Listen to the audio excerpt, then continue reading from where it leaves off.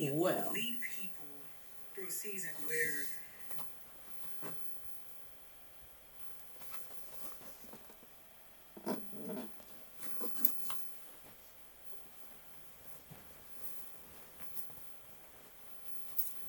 All right, well, we're recording. Well, something new. And I'll just edit the rest out. Oh, I guess it zooms in on whoever's talking. Hey, girl, hey. What's your name? Oh, well. I don't wore it down today because it's cute, girl. Let's take a picture. Cheese. Ooh. Hey, y'all. Welcome to another episode of the Rest Movement Podcast. I am your host, Renee Young Blake, the Nugget Dropper. And over there is the co-host. They call me Sonja D because I am the soul stirrer. Listen, Queen B is in the house the second week in a row, and I can't be happy that she's back on this soil. You know what we do. Healing is our hustle. Let me tell you, this episode is going to be a blessing to somebody, because when I tell y'all how much trouble we've been through this day trying to get the recording where we finally had to use something different, and I'm hoping you're hearing us good. I hope you're seeing us good. We will find out after this episode. But it's Freedom Fridays. It's Freedom Fridays. It's Freedom Fridays. It's Freedom Fridays. So come on in here and let's get free. Because y'all know healing is our hustle. Listen, I hope you have subscribed to this channel. Because if you haven't, why not? What you doing? You ain't got nothing else to do. Just click the button. Did you share? Did you comment? Did you like? I need you to do all four. Because even if it's not touching you, it will touch somebody you know. So share it. We're trying to expand our impact because we want everybody to feel the freedom and peace that we have. That we, at times, we get in those valleys, but we need something to pull us back up. And that's what we're here to do. And so we're glad that you're rocking with us today. We are still having the conversation about when the apology doesn't come. How do you heal from that? How do you get past that? How do you get over that? And last episode, we were sharing our thoughts on closure. And we had one common description and how you talked about closure and how you were saying that you looked at closure as just the ending of a relationship or ending of something without any explanation, and it kind of leaving the person hanging to try to figure it out, and it keeps them stuck. And I was sharing with her that I totally agree, because that's the closure that most of us know. But I started feeling like closure for me, because this happened too often to me, was when somebody offended me or hurt me and I never got the apology, and it left me stuck. And a lot of women don't get stuck like that. But it was a pause of my purpose. And it was sometimes wipe me out for 2 years at a time. Oof. During COVID, I had something happen to me the week before the shutdown happened. Mm-hmm. And that thing held me stuck. The whole COVID, I was going to work as a nurse every day, but that thing was still holding me because the person who offended me was somebody close to me. Mm-hmm. And we never had that conversation because they were where they were. I was where I was. I didn't have to see them in COVID, but the pain was still there. Yeah. And it took years. It took us coming together and having a conversation, an apology being given. I don't even know if by the time we got together, it wasn't so much the apology that healed me. It was them saying, I didn't mean anything. I love you. I got your back, and I would have never done anything to hurt you. So it wasn't the words, I'm sorry, even though that came. It was the acknowledgement that what happened was not their intent. But I took it like you just took all kinds of daggers, gutted me, stabbed me, all kinds of things. And I held on to it. So I had no closure to what happened. And so it kept me stuck. I think that's a lot of the turmoil and brokenness that people feel because of not having the clarity because this person didn't know what they had done to you. Mm-hmm. And so they're oblivious. So they're living their best life. And Mm-hmm. you're over here in pain, Mm-hmm. trying to process it the best you can. And I wish you all would have had the conversation like as soon as you felt that pain. All right, because you said in the last episode that wasn't fair because they didn't know, and I laughed and said I ain't say I was fair in it, but it was my own demise. Yeah. You know, it's that we create the story when somebody doesn't tell us anything. We create a whole scenario because we never had a conversation, and it's that. You know, that people pleasing in me, not wanting to confront, not wanting somebody to be offended by what I say, even though they offended me first. Yeah. But I don't want to hurt them. Or I don't want to give them space if I say something and they hurt me even more. How if I couldn't recover over that? What if they come back and say, you being petty or you being too sensitive? And they never apologize, even after the confrontation. I think I couldn't handle it. I think that's why a lot of people don't share because they feel like they'll be minimized for having hurt feelings. The new word, gaslighted. Gaslight. You gaslit me. How have you seen it? Yeah, I know what you mean. However you see I know what you mean. And it's funny that we're talking about this because I'm going through something quite opposite where I know this person is bothered. I don't know how deeply, but I think it's pretty deep because I've reached out to say, hey, what's going on? What's happened? Like, share, and they won't. They've completely shut down and shut out, and so they're not responding to your text. They're not. They're not when it could. Well, not when I deal with the difference that's going on that I see. They're completely going over it or ignoring it. Having a whole other conversation or right. Like the sky is blue today. Have you looked at the sky? Yeah, like I didn't just say anything, right? And I'm like, I know there's an issue here. I think that's what gaslighting is, right? That's true gaslighting. Like that's kind of taking your voice away. Yeah, or like you don't have a voice. And so it's unfair, but they may think whatever I might have done to offend them was unfair.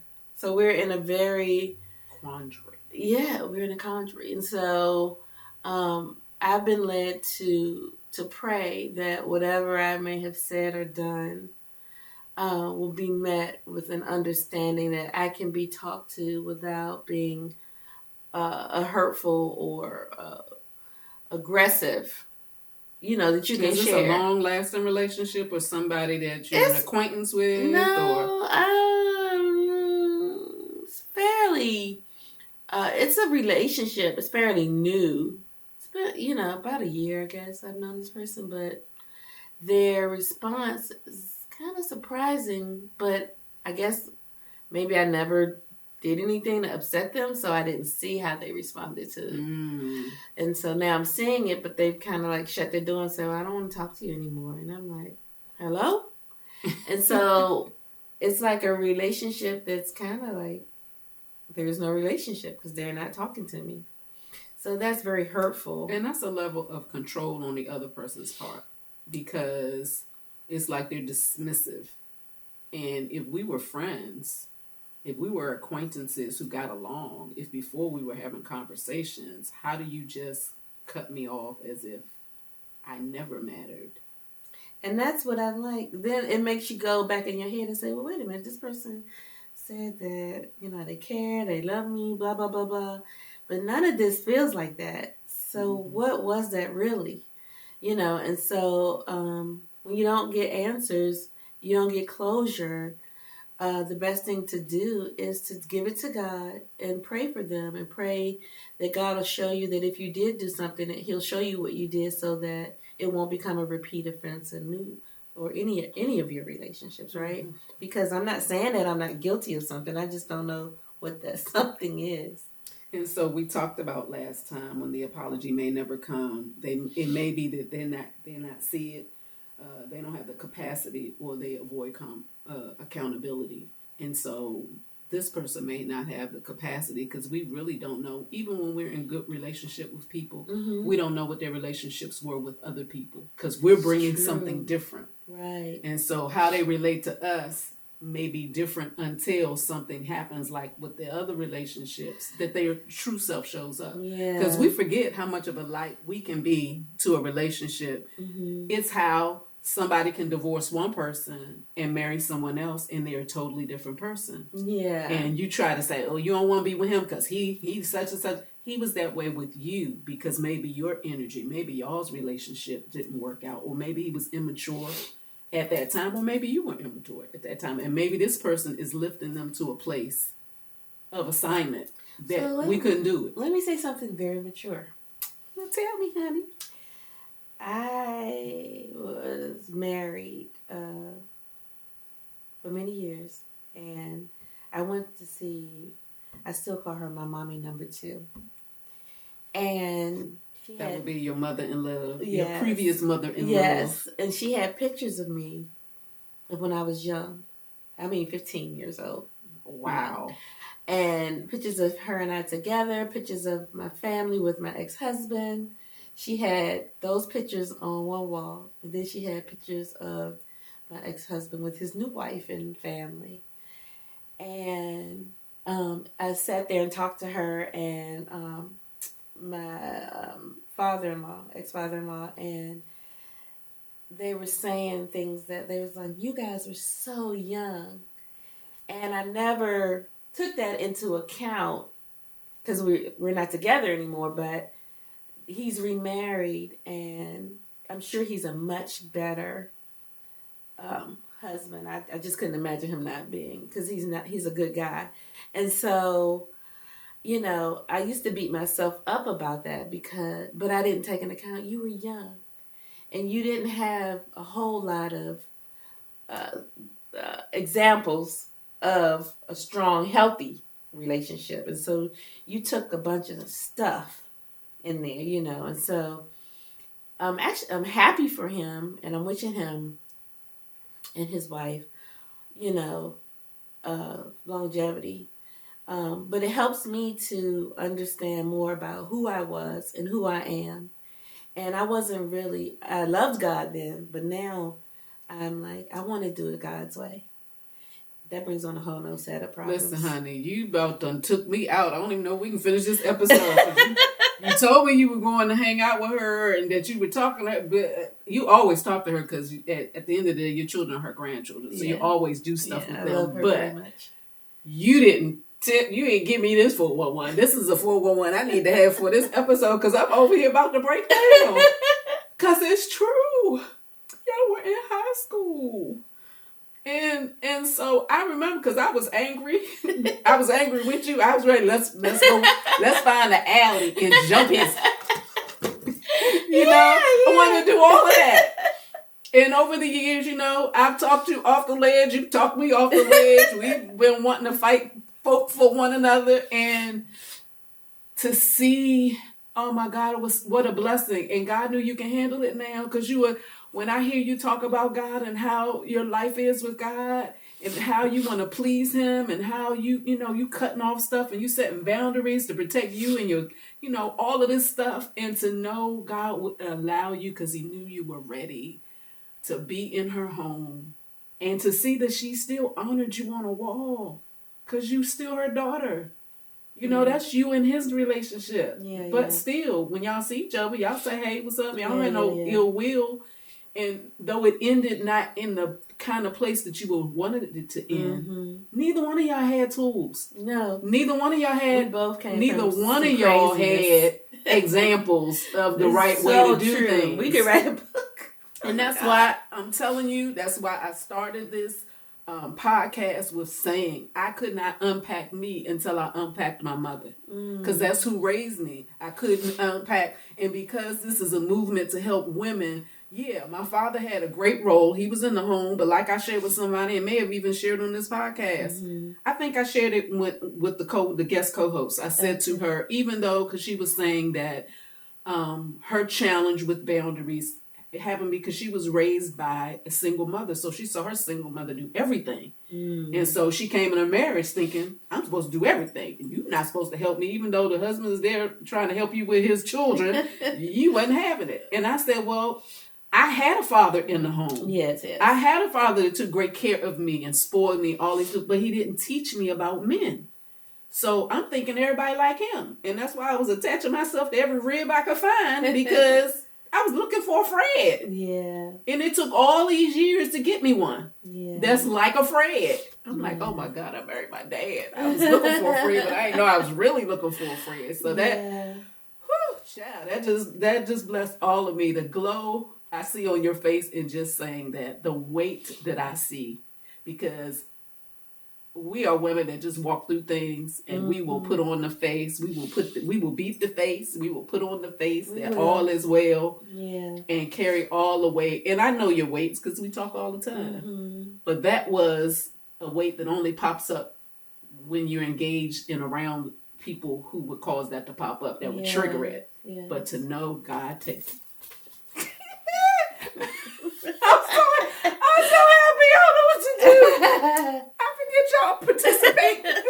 But this is a celebration, and really a celebration for everybody.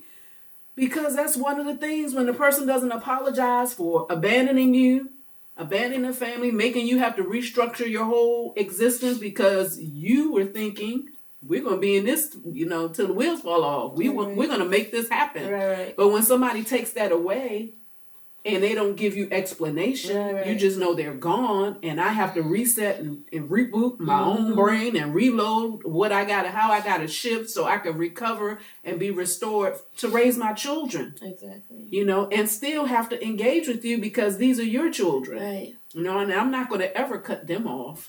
And so that's something to remember, and that's a huge part of what we were discussing when that apology doesn't come. And he may have even apologized. I'm sure he has to a certain level, but never to the level that you needed at the time. Yeah. But now, I don't even need it. My mama-in-law said, and I got a wall of remembrance in her house. So I'm not forgotten about, because I was a good daughter-in-law, and I'm still a good daughter to her. I still am a good sister-in-law. Yeah. You still are present, and that's why we're besties, because she has the sweetest heart ever. And you just want to hug her all the time or be hugged by her. She always sends me the most wonderful text messages in the morning that just brightens my day. So when I want to punch somebody or just grab somebody by the throat for just 30 seconds so I can feel better, they ain't going to die. I just feel better that I can choke them out a little bit. I get these kind of texts that pull me out. So, girl, you just listen. I don't even know what questions to ask. I don't even know where are we in this conversation. We talked about why do some people struggle to apologize. We talked about that the last time. I think we need to start with what waiting is costing you. Emotional stagnation with roots growing and anchoring you, because the more bitter you are, the madder you become. You're stuck to that person's silence. Yeah, and it's so much easier when you find something to be mad at them about. It helps you to get through it and get over it, or so you think. Because then you say, this is ridiculous. This behavior is childish. Wait till they call. And all that. But, I don't know. You don't know their history. Mm-hmm. You don't know if in the past when they've shared, they've been shut down. And even in our history, when we had disagreements, I always receive, well, you're going to win this argument. Because, and men say that. Like, men are like, there's no way I can have a verbal fight with a woman. You'll lose every time, right? And I used to laugh about it and be like, you're right. But then, now I think about it, I don't know that that's a good thing, because that was it shuts them down. That was the reverse gaslighting. So I'm gonna let you talk, but I ain't really listening. And that's right. I'm gonna let you talk. Something that you are talking about right now is reminding me of somebody else I know, and sometimes when we have a bad breakup when we're married and we have children with somebody, we want the children to feel about them what we feel about them. Oh, I went through that phase. And we want the children, and it's like, but you picked him. That's the Judge Judy. You picked him. What do you want me to do about it? You picked him. You decided to have children with him. Mm-hmm. And so it's not the children's fault that that's the dad you chose for them. It's not. And you chose them. You picked them for whatever reason. And I think even when divorces happen, if people could get back to why we were together in the first place, mm-hmm. why we fell in love in the first place, mm-hmm. and just go back to that person, as messy as I've never been through a divorce, so I'm not passing judgment. I'm just making a suggestion. If you can go back to why you were together in the first place and look for the happy pieces, it'll make separating and divorcing a little bit better and not being bitter with the person. Because at the end of the day, it could have been you who were choosing to get out. And you have a right to choose to get out, just like they have a right to choose to get out for whatever reason. And most of the time it has nothing to do with you. It's their own issues or their own growth to say, what we've been doing, we probably, if we were the mature people we are now, we would have never chosen each other as a husband and wife. Yeah. We would have stayed friends, but we weren't marriage material. Yeah, you just don't know. You don't know. And you go off all them feelings, and when you're young, all them lust feelings is just popping out of all parts of your body, and you just like, yahoo, let's make this work. I like to him, girl. Did you say I like That's what we be saying when we like 16, girl. We be like, girl.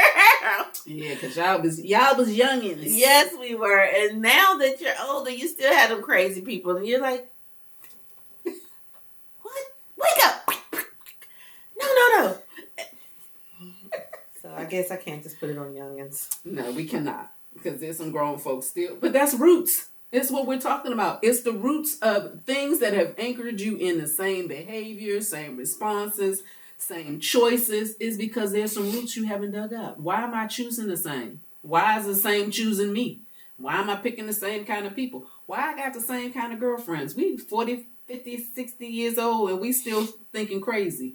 I'm on the ledge, and instead of them talking me off the ledge, they getting up on the ledge with me, and we both jumping off. Look, it's not too bad down there. We doing some Thelma and Louise. There's a mattress. We can both go in. No, you need folk that will take you off the ledge. Yeah, you do. You can't have yes women to you when you get in your 50s and your 60s. You don't need them in your 40s either, but your 40s is your testing period. 40 is the number of testing. And that's a biblical number. It's the number of testing. So you're being tested and tried and proven. So when you get in that 50 decade, that year of grace, mm-hmm. you're already ready to move forward and stuff. So you may need to make sure you have relationships that will bounce things off of you and not just keep you in your stinky stuff. Yes, but will pull you up out of that rut and help you to get, will love you out of it. Mm-hmm. Not beat you down, not make you feel incompetent or stupid for the mistakes you made, because they made the same ones. Maybe even worse. They might not even tell you all of it, but they should be pulling you back up. What is costing you to stay stuck, you keep replaying the hurt over and over again. Mm-hmm. How many times do you ask yourself, just talking about separation, somebody walking away or somebody breaking up with you and they don't give you answers, and then you see and now that you got social media, oh my God, now you stalking their page, now you seeing all the stuff they're doing and you judging her like she ain't all that cute, I don't know why he would pick her, I look better than that. Well, maybe it's not the look that he's attracted to. Maybe it's how she made him feel. Absolutely. And, or you see her moving on if you're a guy. Why she moving on? He ain't all that. He ain't even got a job. Yeah, but what he does for her in validating who she is, she can weather this storm with him jobless right now because he's looking. Mm-hmm. He's trying, and there are things that you wouldn't do and had a job that she never felt good about. So we really have to stop judging ourselves so much. Stop waiting on people who don't have the capacity to give us what we need. Because truthfully, we only had the capacity to give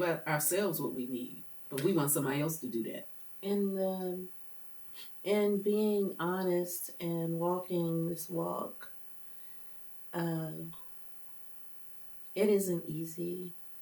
And people may respect your choices, but if they're not where you are, uh, it isn't gonna, it's not gonna last but for so long, because it's not what they want, regardless of how noble and honorable and obedient, you may be. And you can't make a person be that person that you are. You have to accept where they are. And it's even harder as you're older and more mature, because they're like, what? You doing what? We in our 60s. What do you mean? We got to live our best life. We ain't got much time. And my thought to that is, God gives me the time that I need, and I'm going to be just fine. With long life, He will satisfy you, and satisfaction is in every area of your life. Absolutely. So you might be limited because maybe you don't know Him, but I'm not limited. Right. I told my husband the other day, we were talking, and I said, listen, I got crazy kind of faith. And I don't care what's on paper. I don't care what somebody tell me over the phone. It's not possible. I serve a God who is a miracle worker. I serve a God who specializes in the impossible. Absolutely. And on top of all that, I'm His daughter. What good father doesn't take great care of his children? That's right. And I'm His daughter who births things for Him into the earth. That's what's in my DNA. Not just birthing children, but I birth things. Right. And listen, I'm advancing the kingdom. He can invest in me because He's going to get a good ROI. That's what I've learned in business. Good return on his investment. Okay, I'm learning some business. Listen, I'm learning some business stuff, girl. So I want him to get a good return on his investment. I don't want him depositing stuff in me and I don't do nothing with it. And I'm staying stuck because somebody did something to me and the spirit of offense is pausing me. I've been in a pause. Y'all don't want to be in no pause. You don't want to be stuck. You don't want to have nobody doing that to you. I'm telling you. It delays your healing. Yeah. Why not hurry up and get this over with? Why not allow God to heal you quickly? Right. And being honest. Yes. Why we say that together? Being honest. Yeah. Being honest with you. Even if you got to go in the mirror and say, I am hurt. This is what they said to me. And it triggers something in me because maybe it's got me now doubting myself. And why should I doubt myself? They didn't create me. They didn't make me. They just had an exchange that they didn't like. Right. Okay. Well, I got exchanges with you that I ain't like. But I didn't just walk away from you. I could have, but I didn't. I never did that. So why are you tripping and treating me all shady McGrady? That's because we all got something going on that needs to be dealt with. And we, like you said, until we're honest with ourselves. And it hurts sometimes because you be like, oh my God, I can't believe. And you apologize, you repent, you ask God to help you. So that will not be your continuing story. But it'll be a lessons learned. And that's okay. Nobody's perfect. We all make mistakes. We just want to make sure we don't continue to recreate the same mistake. And just what if, I was having this revelation the other day. I was working out and I was like, whoa. Just what if a person, the thing that they did was simply what God allowed for your growth, for your progress. But instead, you left it as a delay in progress because you got stuck to it. Very true. And God sometimes will give you a glimpse of what's to come in your obedience, even if that thing He now has in front of you isn't His final answer. So you have to get unstuck if you're stuck, because God can't work with you if you won't come out of that quagmire. Right? And He's showing you stuff. It's like, when I tell you, the more I'm asking God daily, please let me see. Please let me see. I don't want to be stuck thinking things that I should not be thinking. I don't want to waste time of my life processing something that should not be processed the way I'm processing. Just reveal it to me. I'm open. I know how to take a gut punch. That what I thought was one thing is not another thing. I was telling my husband yesterday. I said, my circle is small, and we talked about this the other day, the last episode. My circle is small, and God is shrinking it even more because I'm asking Him. Everybody's not meant for the journey you're on. Everybody is not meant to go where you're going, and sometimes when you won't release them, God makes sure something happens so traumatically that you gotta let them go. You gotta move on. You're gonna be at your knees in His face, talking about, God, please take this pain away. And He's like, that's all I've been waiting for you to do is ask me. I'm ready to take it away. Because I took them away. You thought they left. They had to go. I made them look at you with whatever way I could, because I know how to control them. I know how to control you, but I'm gentle. You are my child. So I had to send them away. Because what they were taking you through or getting ready to take you through was not what I want for you. Because it's going to pause your progress. And that's not what He wants for His children. He has invested stuff in us because He made us for His pleasure. The whole reason we were created because we got an assignment.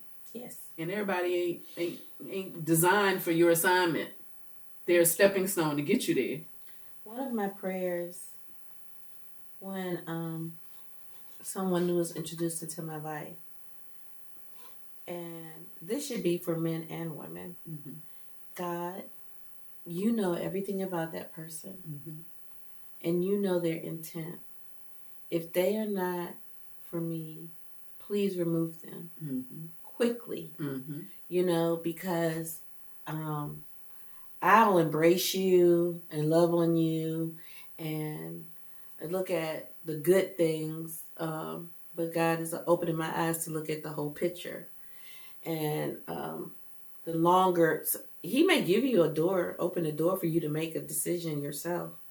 And you're like, no, they're pretty cool, And then He has to say, okay, I got something for you to do. And it's taking way too long, And so He'll remove the situation or the person.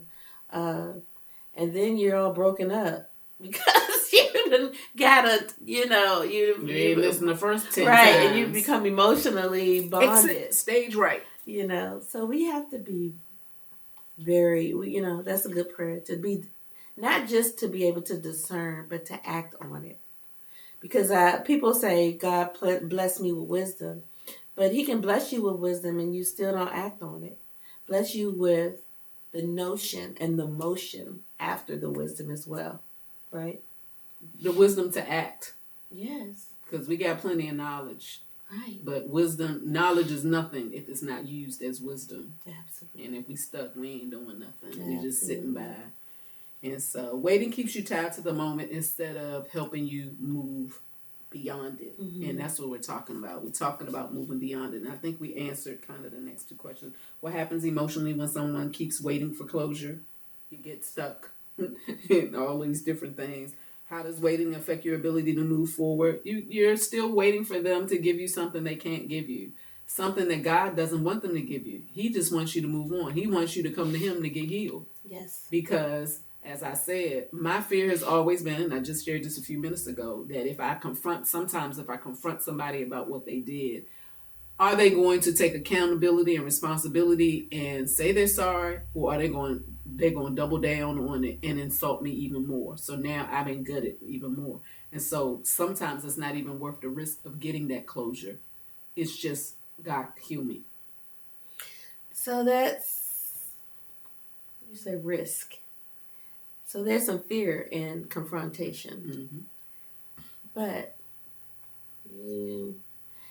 I guess if you've seen this person in action in other situations, it may make you a little hesitant to share the offense. Mm-hmm.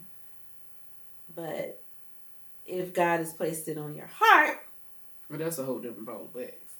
Because first of all, I ain't even going to God about it. Oh, so you just on your own. You just being rogue. I'm just being rogue. Okay, I'm rogue. Okay.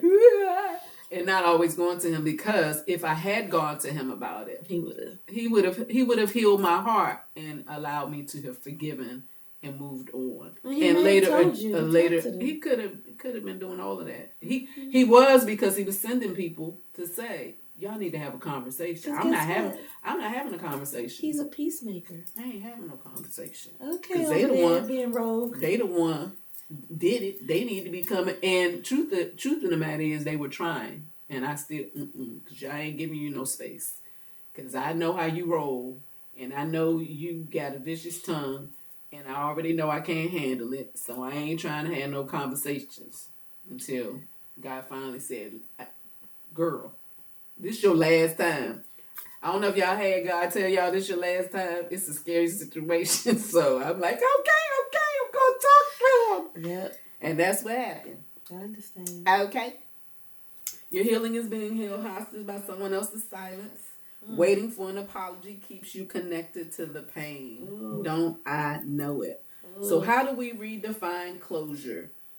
You said something very valid in the conversation we had. Closure is internal, not dependent on them. But what you said, giving yourself permission to stop waiting at a door that someone else closed. Stop. That's what you said.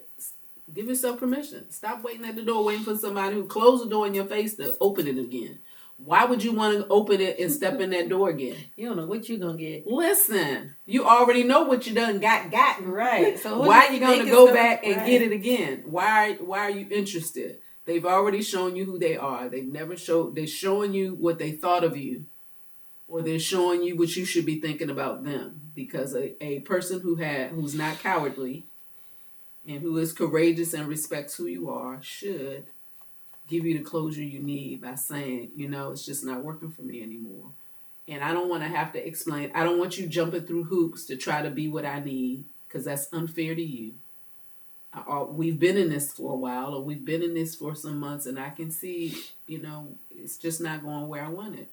You have a desire. You think you know all of me, but you don't even know. We've had these few months. We've had this year. We've had these couple years. You haven't seen all parts of me, because some of that parts I've been hiding. I haven't even really shared it. So what if their exit is blessing you? Because if you really got the whole part of them, because they obviously have an unhealed part that they're not dealing with, that would be harmful. And you're not just bringing them into your life, you're bringing them into the life of everybody you're involved with. And most of the time, other people have been telling you all along, because they see it a mile away. You are goo goo gaga. So you're not seeing everything that has been presented to you, because Lord help us, helpless romantics. Honeymoon say, because we love, and that's what we want to do. What does healthy closure actually look like? I think I kind of shared that a little while ago.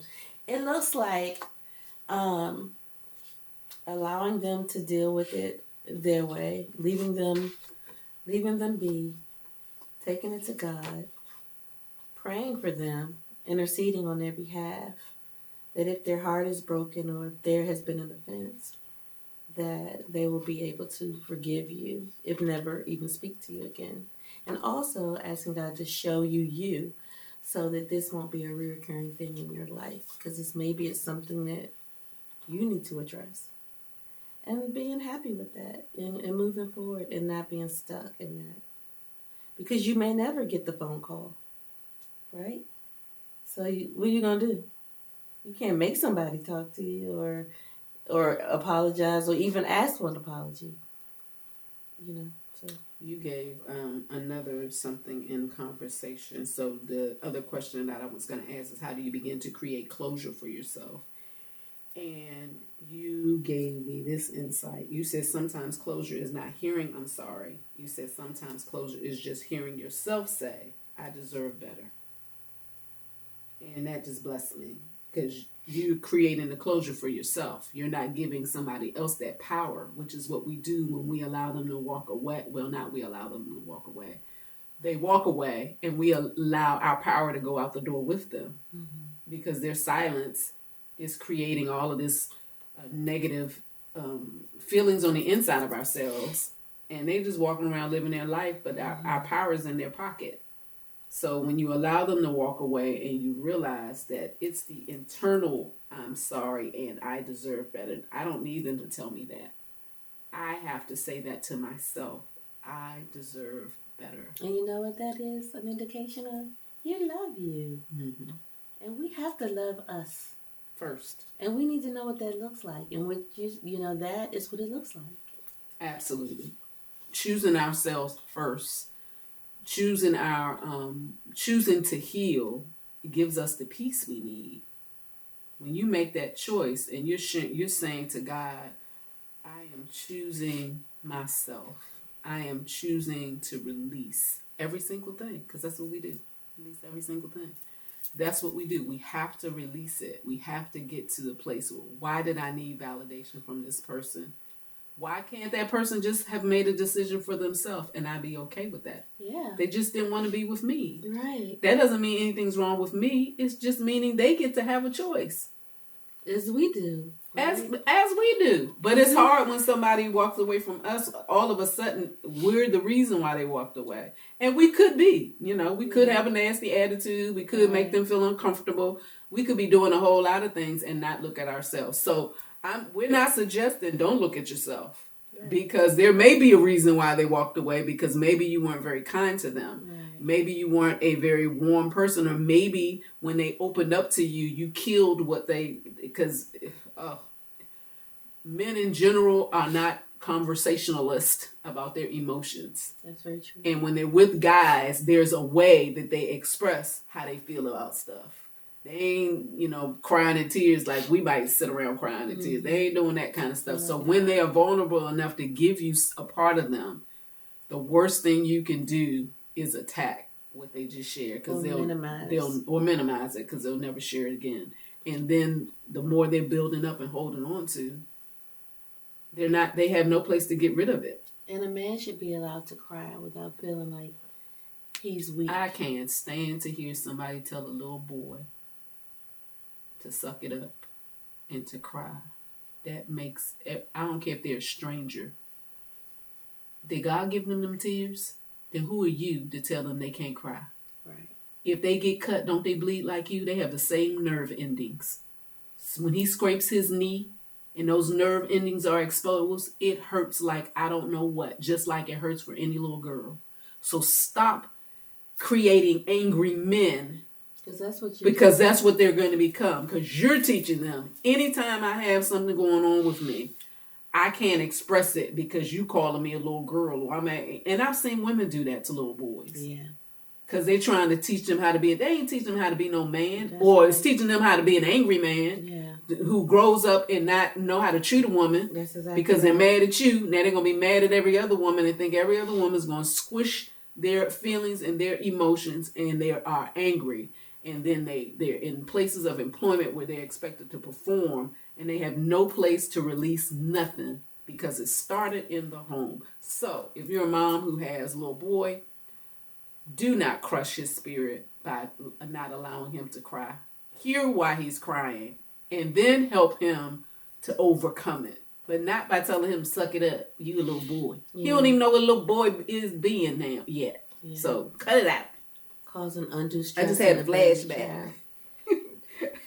Closure is something you give yourself. Healing begins when you stop waiting. And now we want to talk about releasing the offense. Forgiveness doesn't mean you agree with what they did.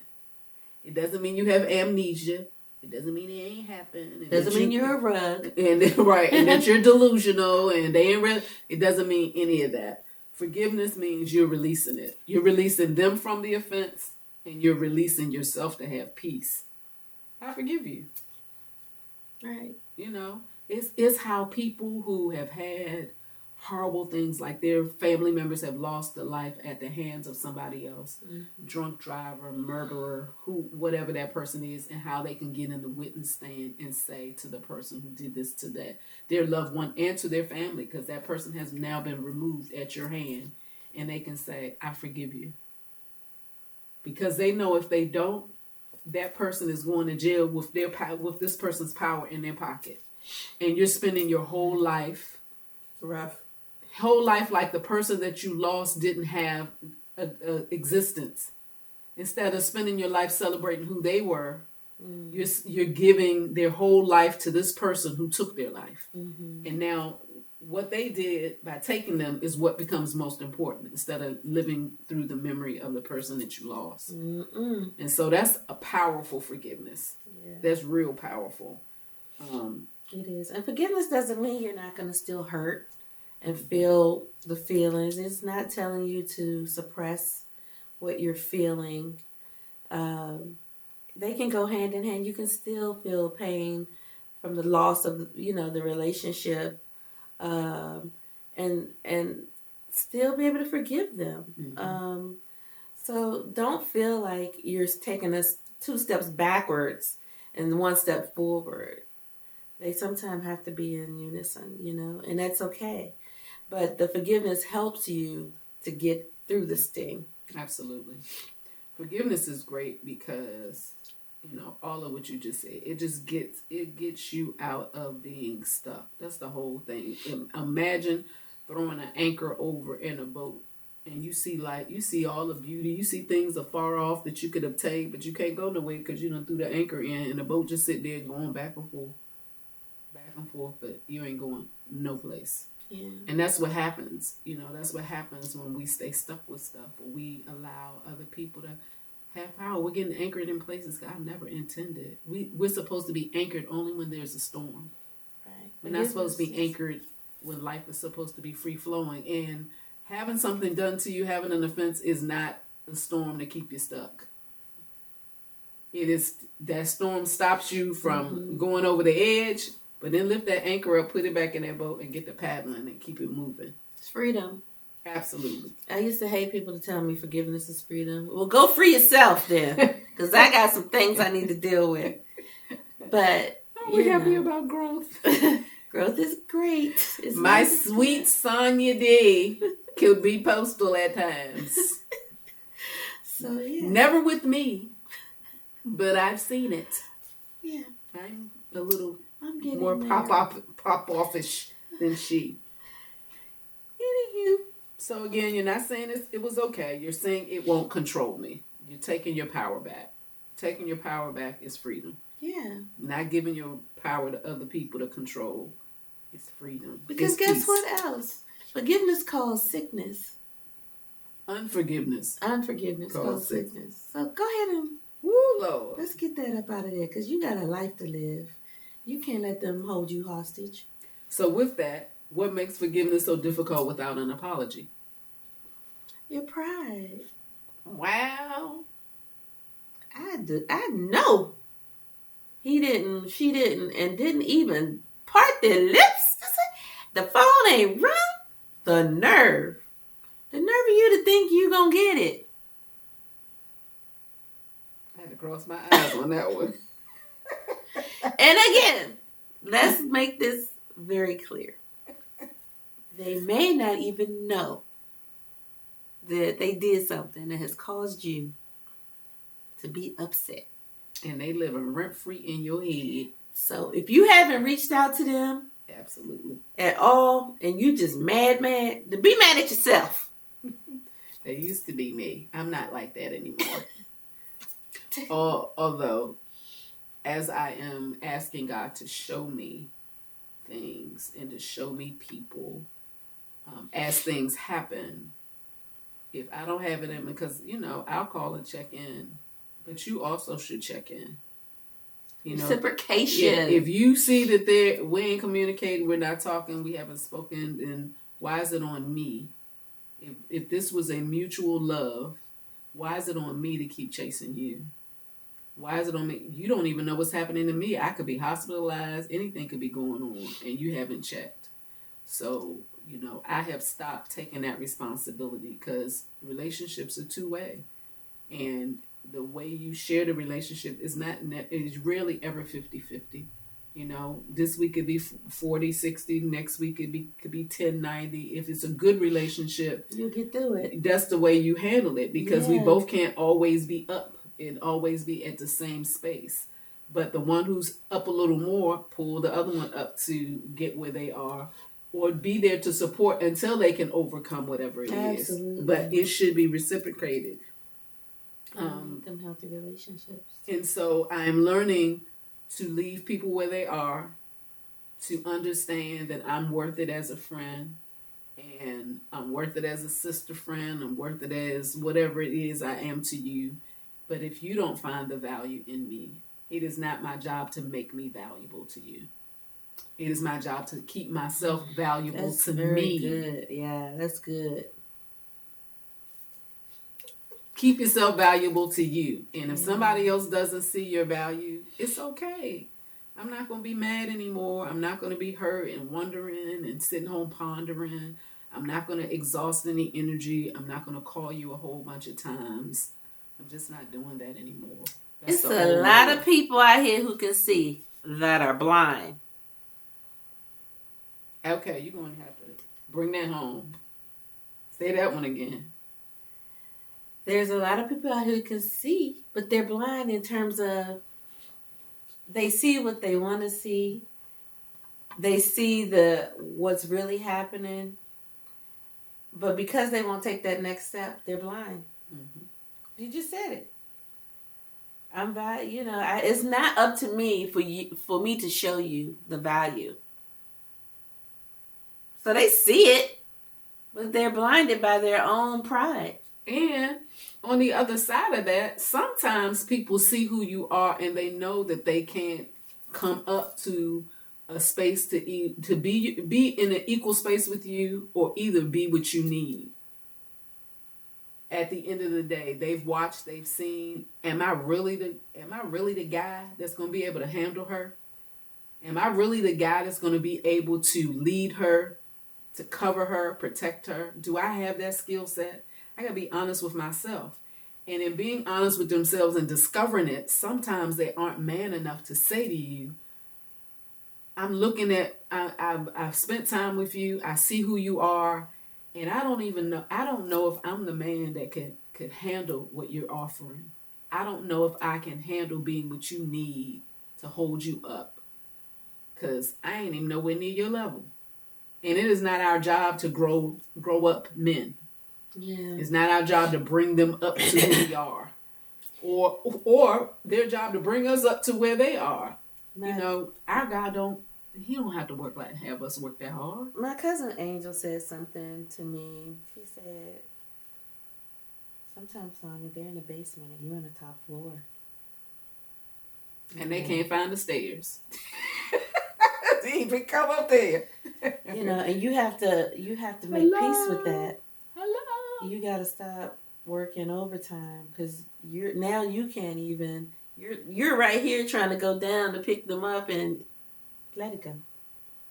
And it's not. There's so much more you have to do in life. So many opportunities God has given, and we waste our time on some things that we really should just cut the cord. So again, we're talking about that forgiveness. How can someone begin to release the offense? I think we've said enough of how you can do that. Forgiveness is not for them. It's for your freedom. Do not forget that. You can release it even if they never acknowledge it. You can release it. Because what happens if somebody passes away? I was watching, and don't judge me, I was watching Nelly and Ashanti on their little what do you call it, reality show on on Peacock. And I'm not a fan, I'm not really a secular artist watcher, but whenever I've seen them together, I think they're the cutest people. And so to see them full circle come back together, I've never been either one of their fans, so to speak, but watching this reality show, they're so cute. And I'm looking at them, and I lost my train of thought, what I was going to say. Something she said the other day. Now I can't remember what I was going to say. Oh, man. Oh, man, it was deep, too. Oh, man. We wrapping it up, so that's why I can't remember. So, identity and freedom. Don't stay stuck in what happened. Reclaim your peace. What they did is not where your story ends. And we know that because we are living testimonies that your story doesn't stop with what happened to you. You are not what happened to you. That is just a moment in time. It is a stepping stone. It is a place to get you to the next place so that you can live your best life. So please stop rehashing your past of all the things that didn't work out and looking at yourself as less than or like you failed again. Because that spirit follows you. You just have to release, and it doesn't mean you failed. Maybe that situation was not meant to be. And so God did what he needs to do to sever those ties. Whether it's business, romance, family, even, you have to be open to understand it. Everything that we think, what we believe should happen, how we have our future planned with this particular situation is not our choice. It's what this God has planned for your future. What do you want me to learn from this? You know, what do you want me to learn? Mm-hmm. How do you want me to navigate this? What future thing do you have for me that me navigating this now is going to lead me to that victory? Right. Because if you just stay stuck in this, you're going to miss it. You're going to miss out. And you know who I am. And it's just a stepping stone. I'm just stepping from one spot to the next. And with each spot, I'm taking something that I've learned with me. Not holding no grudge, not being mad. Yeah. Being done with it and move on to the next thing. Get excited. So what does freedom look like on the other side of this? Excited. Because God is the master planner. And if we are free to allow him to work in us and to be able to still move forward and not hold any animosity and grudges and unforgiveness for whatever situation we're living, and we can, look forward, because especially when you ask God to be a part of that, and when you're obedient to God and wanting him to be your leader and your compass and everything, get excited, because that means if you thought that was good and that's on you, and he telling you, no, this isn't where I want you, guess what, girl? I think I've told the story before I met my husband, and I was dating this guy for he was fine. I mean, chocolate drop was fine. Okay. And so I thought this was going to be something. And he said, I know that you are wondering why I haven't, acted affectionate towards you. And I've been very respectful. And, I'm a church girl. You're supposed to be respectful, but, you ain't got to be all that respectful. Let me tell you no. Holy oil. That's right. Let me tell you no. This was several years ago, so don't judge me. And don't judge me anyway. Even if it was last week, don't judge me. But anyway, and he said to me, God told me not to do anything, not to touch you, not to approach you in any way intimately, because I'm here to heal you. I'm here to heal you. Mm. I took that as God was letting me know I have something coming for you. But if I don't let this happen, and you see that there is this out here that can take away from all the hurt and all the pain, all the experiences you had before, those were stepping stones to get you here. Mm-hmm. This isn't it. I'm working on the other thing. You just know that this is okay. You don't need this to go any further than it is. He's been a good friend, and he's going to stay a good friend. Mm-hmm. And y'all gonna move on from each other, and you're gonna get what you're supposed to get. And I got him, and we ain't, we're not talking about him. We're talking about your life. And so that's what freedom looks like on the other side. That's what healing looks like on the other side. That's what releasing things looks like on the other side, and not holding on to things. Because just what if God let them come for a reason? God, they got, even if the enemy stirs up stuff, he got to get permission from God before he can even bring it to you. I mean, on occasion, like with Job, God said to the devil, "Consider my servant Job. Go check him out. See how he rolled. He ain't gonna curse me. I don't care what you do to him. That's right. And in fact, once you did what you did, I'm gonna give him double for his trouble. How about that? Because he endured. Because he stood fast. Ooh. He did not turn his back on me. He didn't curse me like people said they should. He did not respond with his flesh. Though you slay me, Lord, yet will I trust you. Ooh. That's all he had. Though I feel all this stuff, I'm still gonna trust you. And out of that, he got way more than he had before. And that's what God does with us. And a healed heart. So you don't need an apology to move forward. Your peace is not dependent on their awareness. They're human just like you, flawed just like you. Remember so that. What do they have to do with you healing? Ding, ding, ding, ding. They're You human just just like you. You may never get the apology, but you can still get your healing, and that's where your power is. Amen. And remember, this is your space where you can reset, reboot, reload, restore. We don't come at you judging. We come at you sharing our story. And I believe the intro to this particular episode was epic just because of what she shared about what was going on in her life and how God gave her revelation after all these years, because you guys have been divorced for how long? Probably almost 20. Almost 20 years. So 20 years of intermittent pain and setbacks because of feelings and what our flesh speaks, and within one moment, because God, I can tell you, God has an assignment on her life that's going to blow her mind. He's already been blowing her mind with some stuff, but he knew that there was just a piece that was still hanging.